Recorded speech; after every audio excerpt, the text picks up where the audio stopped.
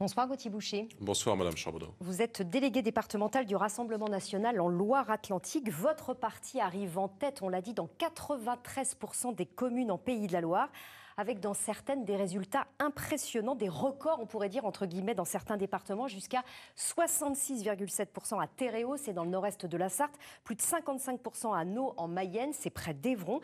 Des scores historiques pour vous dans une région qui vous a longtemps résisté.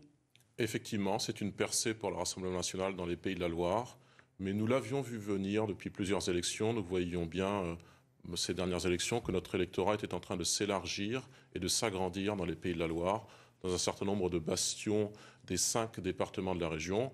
Me concernant en Loire-Atlantique, je le voyais bien dans la presqu'île guérandaise, dans le pays de Châteaubriand, là où je vis dans la région nazérienne et en Brière.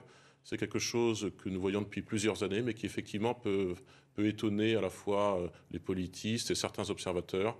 Mais nous avions senti ce mouvement de fond depuis quelques mois, depuis en fait les élections législatives de 2022, où d'ores et déjà nous avions progressé entre 2017 et 2022, en Loire-Atlantique par exemple, de plus de 40%.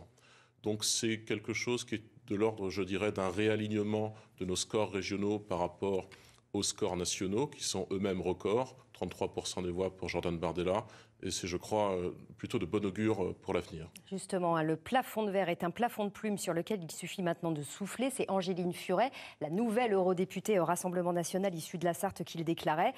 Ça veut dire que la suite logique, désormais, c'est notre victoire aux législatives. En tout cas, c'est ce que vous espérez. Vous êtes prêt en Pays de la Loire ?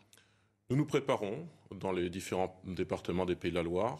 Concernant la Loire-Atlantique, j'ai proposé au mouvement cet après-midi une liste de 10 candidats pour les 10 circonscriptions avec la parité de femmes et d'hommes. Donc oui, c'est une échéance que nous préparons. De toute manière, c'est une échéance qui nous est imposée par le chef de l'État.